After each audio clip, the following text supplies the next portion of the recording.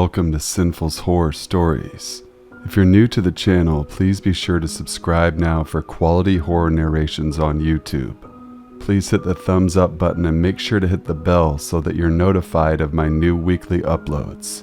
Comment below and introduce yourself, and I will be sure to respond. If you want to be featured on an upcoming video, email me. My email will be in the description box below as well. Sit back, relax, stay sinful. I shared an apartment with my best friend Claire when I attended college. She also went to the same school but dropped out to become a poker dealer across state lines. She made a lot of money at the casino, so she rented a second apartment near her work. She decided to live with me 3 days a week, spend the next 4 at the casino. One Thursday afternoon, I came home utterly spent from working non-stop on school projects that required hours of intense focus and demanding physical labor. At only 4:00 p.m., I put on my PJs, a tank top and boxer shorts. I grabbed a blanket and a pillow and then headed to collapse on the couch. Ready to do nothing, I turned on the TV and then settled down for the early weekend. While I embraced doing nothing for the night, Claire collected her overnight bag, put her uniform on, and waved a brief goodbye before heading out the front door. I thought I'd better check to see if the locks were engaged, but my eyelids were so heavy. I was already half asleep. We had a large picture window facing west with steady foot traffic passing by. When the sun shined low in the late afternoon and into evening, it put a reflective glare on the glass. This prevented anyone from looking inside the apartment. I love incandescent light, so I turned on a dim lamp next to me. I remember how dreamy and mesmerized I felt. The TV was playing in the background while I laid back and stared out the window. I half-consciously watched people drift back and forth on the sidewalk. I remember wanting this lazy moment of bliss to go on, but I could see and feel the sun beginning to dip behind the western mountain range. I needed to get up and draw the curtains. I was still too tranquil and dreamy to get up. I was still too physically spent to check the front door as well. As the day slipped into evening, fewer and fewer people passed by. When I was almost asleep, I suddenly felt myself jolt awake. I was pulled out of that beautiful in-between place of dream and consciousness. Something felt dangerous. I quickly took inventory of what might have aroused me to such a state of alarm. I vaguely remembered seeing a shifty and somewhat medium to large-sized man slowly pass by the window. The sidewalk was free of people now, but I was overcome by a foreboding feeling. I was acutely aware that people could see into the apartment because I waited too long to close the curtains. The light was quickly disappearing behind the mountains, so I stood up to untie and close the drapery.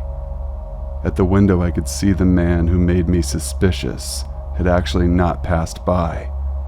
He stood still just beyond the scope of the window, from the point of view of the couch. Now that I could see him at the window, we immediately made eye contact. He seemed derelict and full of malice. Maybe he was in his 40s, medium build with a Carhartt jacket on. The vibe felt profoundly nefarious. My mouth went dry. I paused for a second and then watched him make a slight turn of his torso towards the door. At that instant, I dropped everything, grabbed my phone, and ran to the door the same time he dashed towards it. I was terrified Claire had forgotten to lock the door and kicked myself for not checking. We could see each other through the large window as we both made an instant dash to the door. I just kept thinking, this is like the movies. This isn't real. To my horror, I found the door was unlocked, and we reached the door at the exact same time. My body surged with adrenaline. Colors were made more vivid, my vision was sharper, and I was stronger than I ever thought I could be. At a little over 5 feet and 100 pounds, I was no match for this man that was average to lean build and in his 30s or 40s, but my adrenaline was pumping and I was stronger and had more control than I expected. Although I don't remember dialing 911, I must have. The phone was on the ground and the operator was demanding to know what was going on. I could hear her voice from the phone that was several feet away from me, but I couldn't articulate to her the help I needed because I was all encompassed in grappling with a man trying to force entry into my apartment. I couldn't tell you how long the incident took place, but it was violent, and I started to fatigue as the struggle went back and forth, requiring all of my attention and strength. My attempt to talk to the operator just came out in incoherent bursts. After screaming, kicking, and slamming his hand in the door, I finally was able to close it long enough to engage the deadbolt. Exhausted, shaking, and terrified, I slid to the floor and picked up my phone. I was covered in sweat. I was still in a state of disbelief and utter shock. The man was jiggling the doorknob and gruffly demanding I let him in. I backed away from the door and picked up the phone, saying I got the door locked, but a man tried to get inside that I didn't know, and he was still outside demanding to be let in. The dispatcher said there were officers on the way. When they finally arrived 20 minutes later, the man was gone, or so the police said. However, it did not appear to me that the police even checked the area. The police came into my foyer, and they absolutely towered over me, started telling me that it was nothing. I know what I went through and it wasn't nothing. They didn't even take notes. They were huge and intimidating. Suddenly I felt foolish for calling, even though my life or at least my well-being was very much threatened.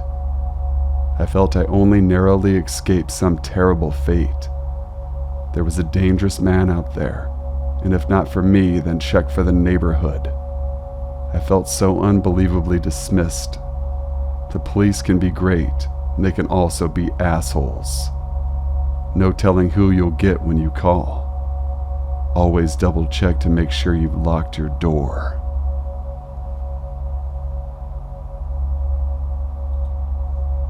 I was married for a brief spell in my early 20s in Salt Lake City to a tobacconist named David.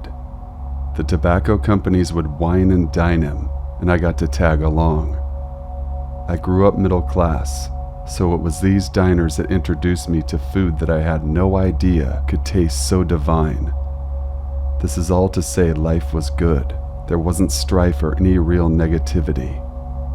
We lived in a place downtown called the Avenues. The enormous neighborhood in Salt Lake City called the Avenues is truly a mix of old and new, stately and humble.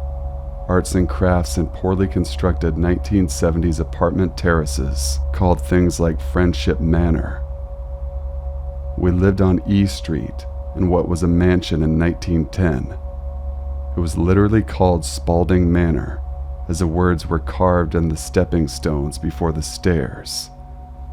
In the back we had a greenhouse full of bonsai trees that his brother tended to, and a dreamy little patio for coffee that was set tightly in a winsome and well-manicured full garden. It was truly a charming and enchanted place. I loved every inch of it except the basement. The house had a wonderful, light-filled spirit until you walked down the winding stairs into the dark labyrinth downstairs. I've heard people say they could feel something staring at them, and I would try to recall from personal experience what they meant, and I couldn't until one day I swept away the cobwebs and uncovered the suppressed memories of Spalding Manor, and it was truly a horrific basement, and I was finally able to emphatically relate to how they felt.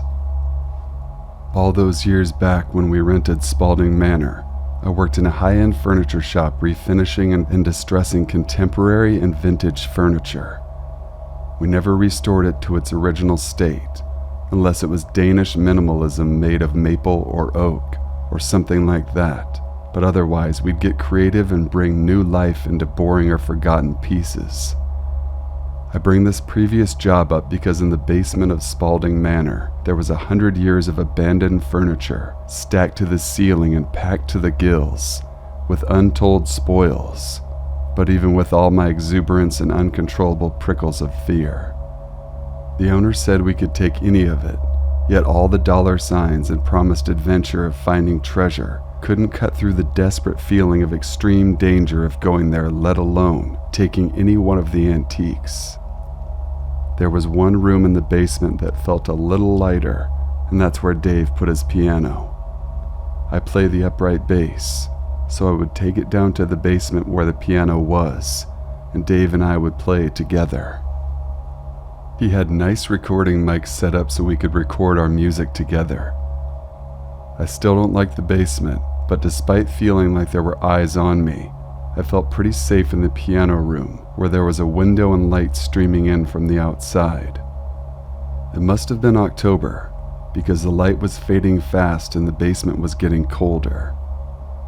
I usually kept my bass upstairs in the winter and by the piano in the basement in the summer.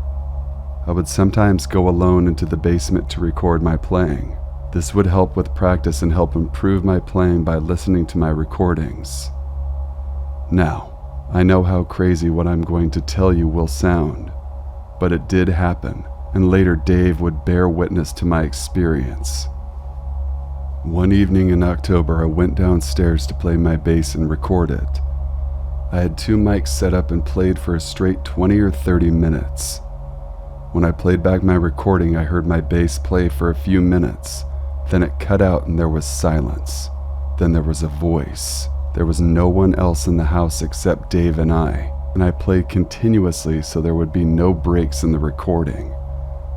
Shortly after the silent pause in the recording, I could hear the voice of an old woman that was severely annoyed. Now the tone of her voice was downright terrifying. It was pinched with a rage and hate, even though it tried to sound contained. The timbre of her voice was level as well, as even in the tone and expression, yet she failed to hide her seething disgust as she admonishing me harshly. You need to accept Jesus Christ as your Lord and Savior. Each of her words were vexed with contempt, betraying any helpful instruction, as every word was meted out with revulsion and odium. I dropped everything, yelling back at her, "Lady, you need to find Jesus." Wasting no time, I spoke as I skipped stairs, running as fast as I could back towards Dave. Dave was not rattled, and barely interested in my feverish attempts to explain what happened. He eventually went down in the basement with me to investigate, at my incessant begging. In the basement, the recording kept going, was now playing the music I had originally expected to hear, that I previously recorded without any foreign voice interrupting. He stopped the music and went back to the beginning. To my continued amazement and shock, he too heard what I originally heard, the same nasty voice pedantically preaching to me about Jesus. However, amazing this was to me, Dave was not mystified, nor was his interest aroused. To the contrary, as he was inclined to believe I picked up a rogue television or radio wave. That doesn't explain why the recording of my bass stopped, however. Regardless of what he tried to explain away, I knew it was not of this world. I have no idea why I was spiritually reached out to and admonished so sternly with what should have been a peaceful message. If anyone is inclined to think that way, but I was reached out to and I felt like it was more malicious than anything. I am fond of many religions, and I personally have a strong moral compass that despite not believing in a punitive universe, I still abide by it. This entity felt dark, and I do not find Christianity inherently dark. I believe many of its tenets to be worthy of merit. I do not believe Christ in his name would send vitrolic spirits to punitively share his gospel. I think this spirit was lost and bitter. I think they refused to relinquish life and were envious of life. I did not feel this spirit anywhere else in the house. The house felt so light and full of spirit light too. The garden felt healthy and there was a greater sense of joy there than any other place I've ever lived. It was just the basement, and particularly the area where all the antiques and antique furniture was that felt cold and hostile. I'm just so glad I listened to my instincts and never set foot in that quadrant, despite the call of many spoils and the adventure of lost antique discoveries. After hearing my recording interrupted by a malicious spirit, I just kept away from the basement from that point on. I was happy I listened to my gut, lest I had invited it into other areas of the home by exploring and plundering the antiques she seemed to lord over. The basement holds some kind of strong darkness I never want to encounter again. It's been years since I've lived there or even talked to Dave. I still drive by Spalding Manor once or twice a month. I wonder if it is still enchanted with the good, as well as hiding a dark secret in the basement. To this day, I wonder about the abandoned treasures hiding in Spalding's dark labyrinth of a basement. It's not a dragon guarding its spoils from being pillaged, rather it is a severe old Christian woman. The kind of religious person who abuses doctrines by hiding behind the letter of the law, completely missing the spirit of the law. This allows a monster to grow in the dissonance between the letter of the law and the merit or intention of gospel. All of this gives way to a twisted interpretation of doctrine that is then fueled by fiery entitlement and indignation. To me, that's a lot scarier than a dragon any day.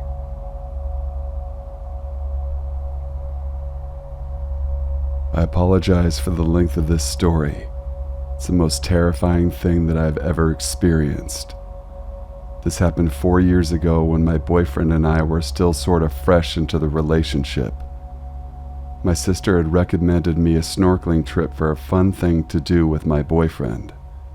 It was this rock quarry surrounded by a campground that is filled with water, and it's known for its crystal clear water and its diving.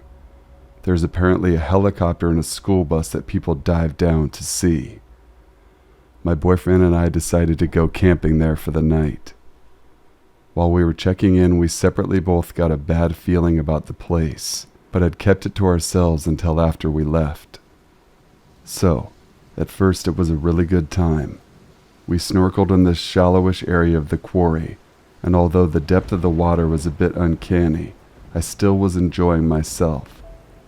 The water is 65 feet deep, so once you swam out of the shallow area, it definitely dropped off and it was pitch black.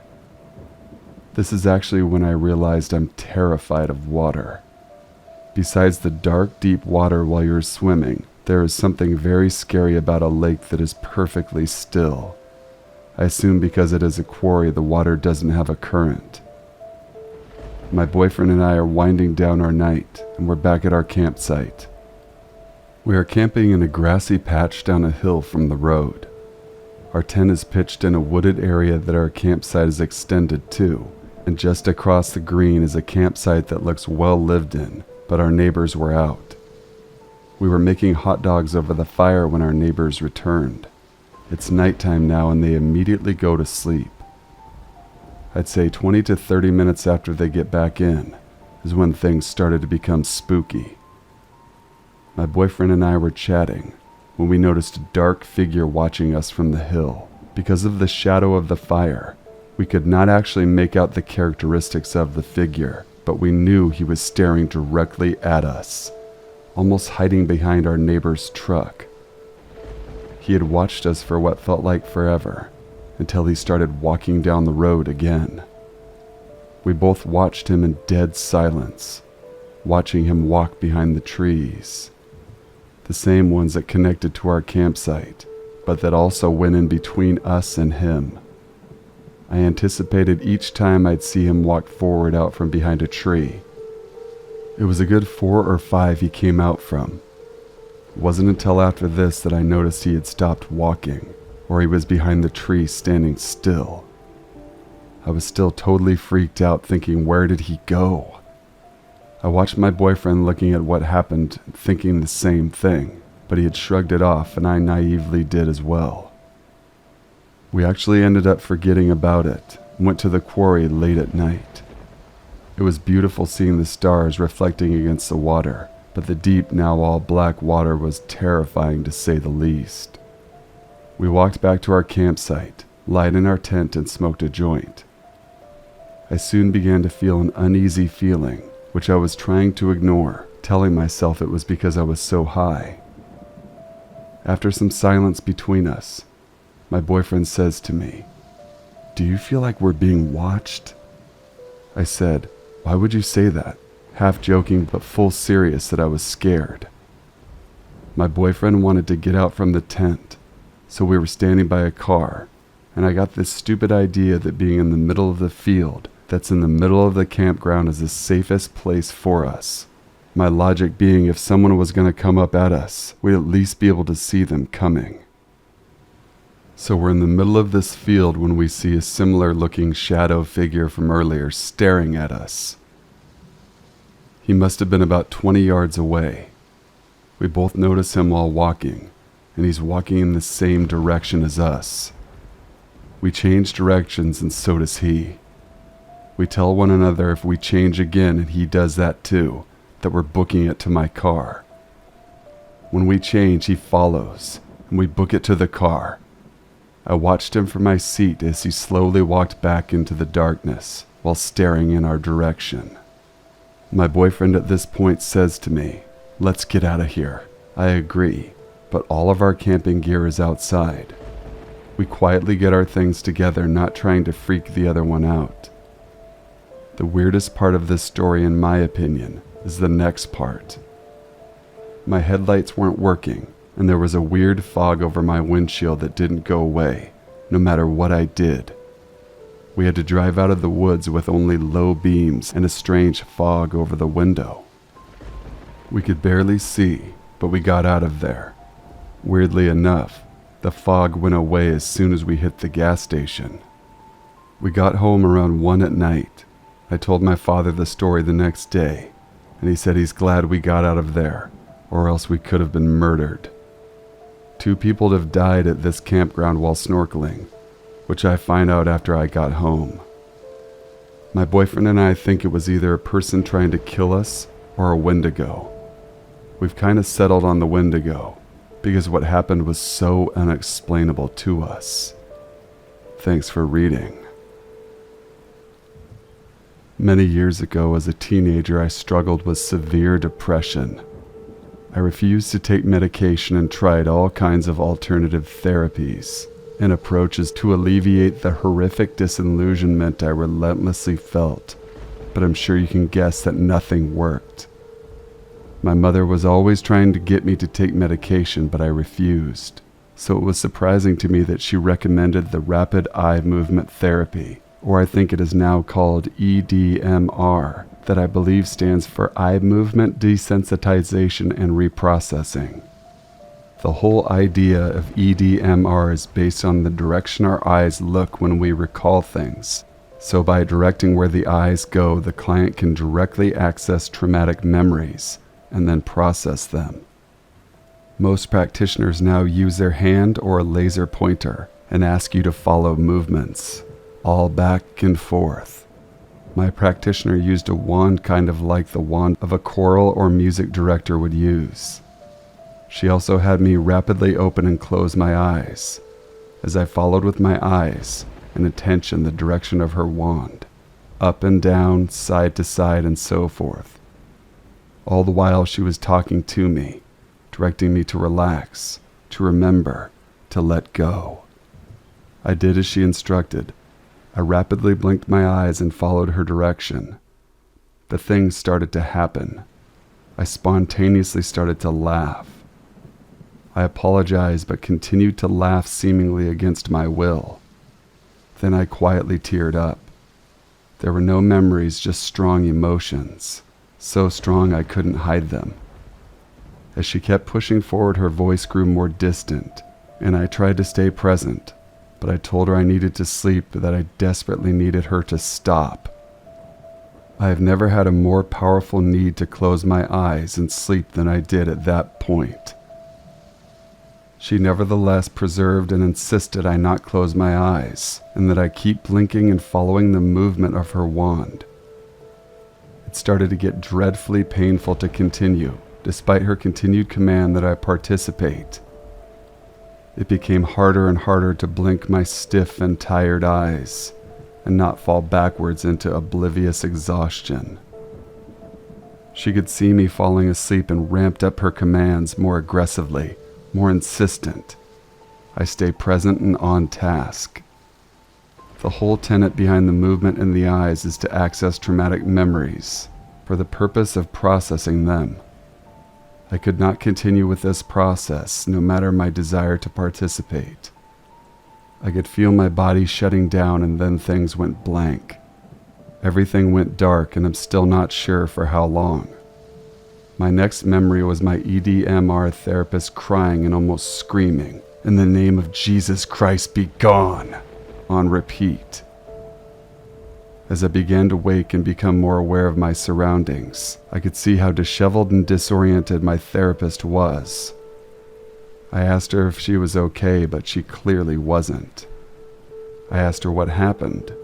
She said I kept saying, "I can't do this. I need to sleep." She kept pushing me to continue and finish the session. At some point after her continued attempts to keep me present, I simultaneously arched my back so the top of my head was on the table while I let out a deafening wail or scream. She insisted that I broke her wand in half, but I wasn't conscious enough to investigate whether or not it was her sudden increased grip of her wand from a startle response that broke it, or if it was indeed broken in the way that would suggest something other than herself had snapped it. I do have a faint memory of arching my back, but no memory of screaming, let alone a deafening scream. She clearly thought I was possessed. I have little knowledge of that subject, so I have little to say about it. It does concern me, however. It concerns me for different reasons, though. I think the mind is very powerful and the subconscious extremely powerful. I'm worried that my mind found a way to stop the session, because there's trauma my mind does not want me to be conscious of. I ruined that poor lady, though. I hope that if this work is her passion, that she is able to demystify the experience so she's not worried about clients being possessed. Or maybe she can just come to terms with having to deal with the sprites and homunculi that lurk around all of us. I was groggy and slow to come back to consciousness. I had a bunch of questions, but I was told to leave and never return. I wish I had more information about what actually transpired. I must confess I don't believe I was possessed. However, I do wonder what's lurking around my subconscious that's so awful my subconscious would pull an Emily Rose on my therapist. Shortly after this grasp at alternative treatment of my overwhelming depression, I took medication, and within days felt immensely better. It's all alchemy. It's all still a dark science. I can only hope the side effects will not be too grave in the end. So, to preface this, I would like to state that this story is probably going to read like the plot of a campy 1980s horror movie, and is going to be very long. However, this entire story is true. If not from being 5 miles from cell reception and the way the story ends, there would be a police report for verification. I will be changing names, locations, and some details in order to protect the privacy of the innocent. A buddy of mine and I try to camp twice a month now that I have a vehicle that can be trusted to get to some of the more remote areas of our state. We planned a camping trip for the past weekend, 2/18/21 through 2/20/21. We chose a fairly remote location we had been to the previous weekend. The previous weekend, we were the only people we'd seen within 1 mile of our camp spot. Friday night, we got there and set up. This story takes place Saturday night. It's about 9 p.m., so the sun is long gone and the moon hasn't quite risen up yet. It's pitch black out other than our fire that lights up the night sky. Suddenly, we hear a man screaming. We listen intently, silently sharing an anxious look. At first, we're hoping it was someone drunk and having a little too much fun, but it quickly becomes obvious this isn't fun party screaming. It isn't even like he's hurt. It sounds full of despair, anger, and anguish. I'm going to take a moment to remind you that this is at 9 p.m., pitch black night in the middle of nowhere, 5 miles from the nearest cell phone tower. We hadn't seen anyone in hours. The screaming continues for what feels like hours, but was probably about 5 solid minutes. We had no idea what to make of it, and started feeling extremely paranoid. We gathered up anything remotely close to a weapon and tried to come up with explanations of the screaming while keeping our eyes on the forest around us. After about 15 tense minutes of fear-induced paranoia, I nearly fell out of my seat as I watched a flashlight and lantern slowly enter our camp. I greeted the stranger with a basic, "How's it going?" before he was even lit up by the fire. He responded quickly, but flatly by asking if we could do him a favor. "That depends on the favor," my buddy and I said in unison, obviously tense, holding our weapons close to us. The stranger proceeded to ask if he could hang out for a second by the fire. Given the 2 of us and 1 of him, plus our myriad of weapons gathered from around camp, we decided to agree and let him hang out.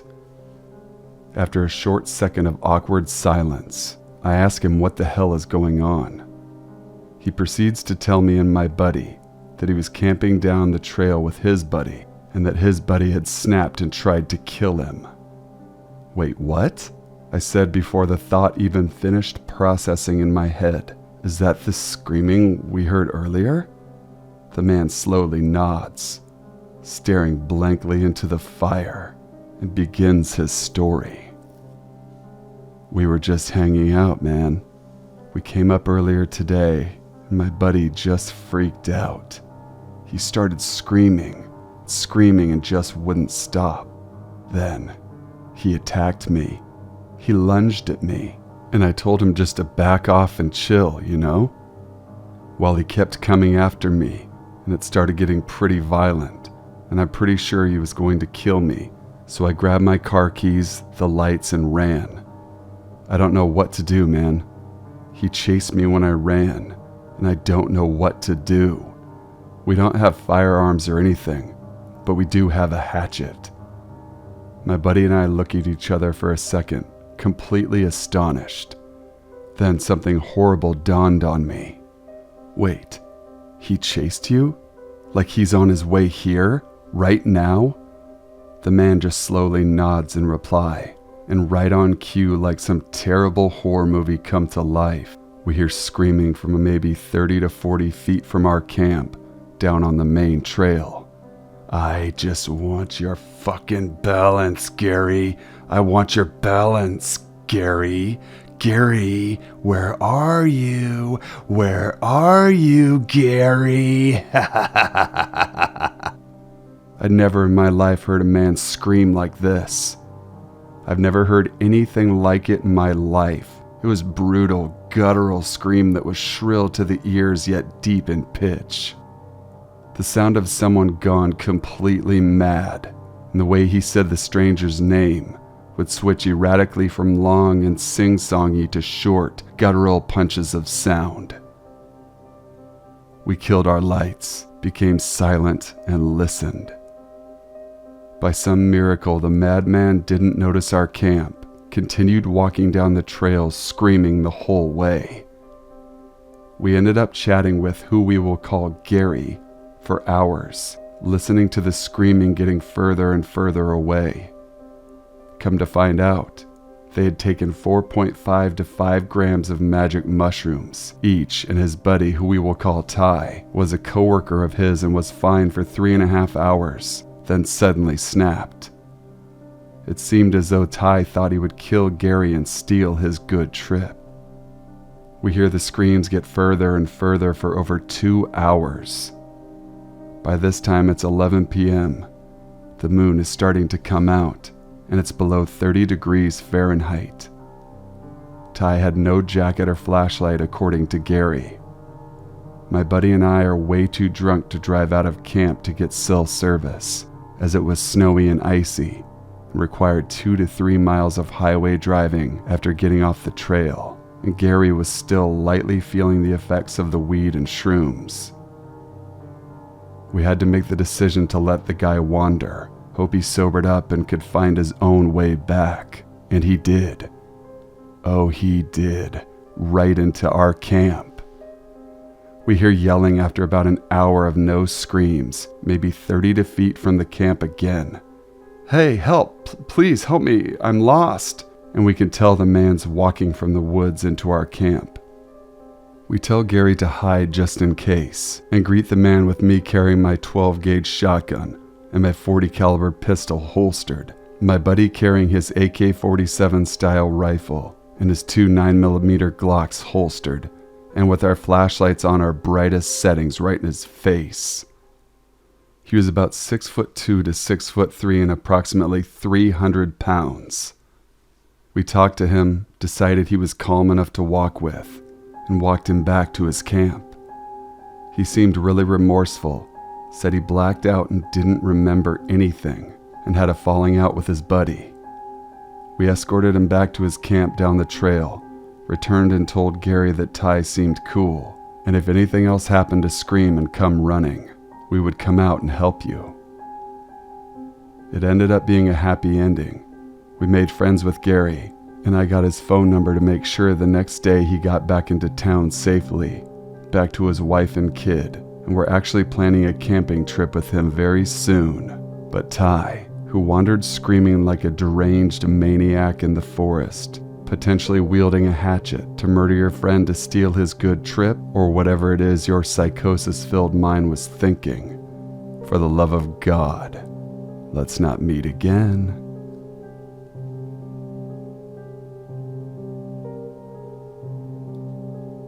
For context, my mom at the time was working 40 to 50 hours a week, so while on vacation from school, I was responsible for watching my younger sister. I was a high school junior at this time and had babysitting experience, so I decided why not. I didn't get paid to watch my little sister, but she was a relatively good kid, so it wouldn't be a hassle. Before my mom went to work, she gave me the normal rules, told me to make sure I keep an eye on my little sister. I shrugged her off and sat on the couch to watch some TV. My little sister raced down the stairs 15 minutes later and asked me if she could go next door to collect some old dolls our neighbors promised her. It was a sweet old lady who was about 65 and had grandkids me and my sister's age. I told her yes and to be back in 5 minutes, to which she put on her sandals to retrieve the dolls. At this time, my little sister had a habit of leaving the door open. I didn't mind most of the time because it was hot and we lived in a safe public neighborhood. There was slim to no crime in our neighborhood and everyone knew everyone else. That being said, if you do something bad, your parents will know about it within 1 hour. I know you're reading this and thinking how dumb it is to leave the door open, but like I said, we lived in a public place. While my sister was next door, I decided to use the restroom. We have 2 bathrooms, 1 half bathroom downstairs for guests, and 1 full bathroom upstairs. While I was in the bathroom downstairs, I could hear my sister slamming the door closed and walking up the stairs to her room. I finished up, flushed, and washed my hands, then sat back on the couch to watch TV. Curious to what my sister got, I called her name. No answer, just a muffled rustling of toys. I decided to leave her alone and turn my attention back to the TV. I was so into the show I was watching, I didn't notice my little sister standing across from me. It didn't click for me that I hadn't heard her come downstairs. I just stared at her, annoyed that she kept staring back at me. I paused the TV and asked her what she wanted. She looked at me wide-eyed and told me someone was upstairs. I laughed at her and told her that wasn't funny. She was visibly scared. I thought she was joking. I asked her if she came back home a few minutes ago and she said no. She said the door was closed and pointed to the disregarded box of dolls by the back door. I walked into the kitchen, called my dad to come over, grabbed a big knife from the kitchen drawer. I walked back into the living room and told my sister to go into the bathroom and lock the door behind her. I told her not to open it until I told her, "Mom's home," so she would know it's me. I crept up the stairs and peeked into each room until I got to my little sister's door. It was cracked open and toys and clothes now littered her normally organized room. I didn't wait. I kicked open the door and flicked on the light. My blood ran cold. In my little sister's rocking chair sat a little old woman rocking back and forth with a plastic baby doll in hand. I stepped further into the room and demanded she get out of my house at once. I wasn't raised to curse at adults, but this was a strange woman in my sister's room. She stopped rocking and started to hum to the tune of a baby lullaby. The most terrifying part wasn't that she was pretending that the baby was real. It was the unnatural smile stretched across her wrinkled face. She stood up and giggled on the way out and down the stairs. I stood there staring at her room, trying to see if anything was missing. I didn't even notice that she took the doll with her. I walked back downstairs and checked the room before letting my little sister know she could come out. By then my dad was pulling up in the driveway, and I told him what had just happened. He walked around and checked the rooms like I had. While he was upstairs, my little sister told me that the lady knew where she had been and tried to get her to come with her. The creepiest part was my sister told me she sounded like she was attempting to sound like me, but when she didn't say, "Mom's home," she stepped away from the door. I don't know who that was that walked into my house to steal my little sister's doll or my little sister, but let's never meet. So this happened to me and my little brother, we'll name him Dylan for confidentiality purposes, when we lived together a few years back. I was a 25-year-old male and my little brother was 19. We were just relaxing playing some Halo 3 on the Xbox, smoking a bowl, just being bros. It was a Saturday night in the midsummer of 2009. We lived in a quiet neighborhood. Neighbors were just far enough apart you had privacy, and they never got into your business. But we all knew each other, as our parents lived in the houses for years, and they were our childhood homes. When my parents retired, they moved off and left the house to us, so we never had to worry about a roof over our head. Now, our house is at the end of a cul-de-sac with a garage door to the right, and our front door is up 4 steps to the left of the window, between our garage door, but from our kitchen you can see straight out when the curtains are open. The particular night, however, would grow to haunt me and my brother to this day. After a few hardcore hours of gaming, it was 3 a.m. My brother would need to get up to stretch his legs and relax his hands. He went downstairs to grab some water and a snack, when suddenly Dylan comes running up the stairs and locks the door, freaking the hell out. I look at him, confused as shit, barking, "Bro, what's wrong? What's wrong?" With a pale, ghost-white face, he looks at me and says, "There's a guy on the porch with his hands cuffed to the window, smiling from ear to ear." Then we hear 5 knocks at the door. We froze in our tracks, backing slowly away from the door. I got under my bed and grabbed the machete and bat I keep. I give the bat to Dylan as he's taller than me and has longer arms to be more beneficial to him. We tiptoe back to the bedroom door and unlock it. We crack the door open just enough to see out. Then suddenly the man knocks over and over. Before you know it, he had knocked at least 30 times, and then it just stopped. I told Dylan to grab my cell phone and call 911. He did, and dispatch sent officers our way immediately. While on the phone, the man went around the back of our house because we heard screaming coming from the backyard. The man was there, just looking at the bedroom window with that creepy-ass smile. We just stayed out of the line of sight, peeking from the corners. Suddenly, the man takes off in full sprint and threw himself into our back door. We yell, "Oh shit, he's trying to break in our back door," to the dispatch officer. She tells units to step it up as he's trying to make entry. We hear the sirens closing in faster and faster as the man continues to bash himself into our door.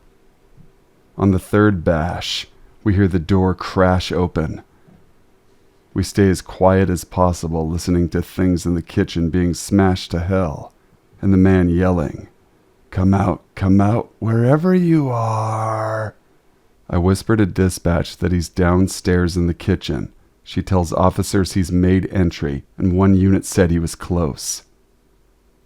We ready our bat and machete as we hear footsteps creaking up the stairs. Then blue lights can be seen illuminating the house as we hear police come out with your hands up, make your presence known. The man books it down the stairs and gets tackled by an officer and handcuffed after a bit of a struggle. We came out when the officers cleared the house and made sure it was safe. The man was high on meth, just looking to rob us to get another fix. We're so thankful the officer arrived when he did. We thanked him until the time he left. The officer still came by from time to time to check in on us, and even played video games with us a few times. I still get nightmares of that creepy-ass smile. And to whomever you are, creepy smiley man, I hope we never meet again. Thank you guys for watching and listening until the end of this video. Please make sure to leave a like, comment, share, and subscribe for future content. Email your stories to the email in the description box below. Till we meet again, stay safe, stay healthy, stay sinful.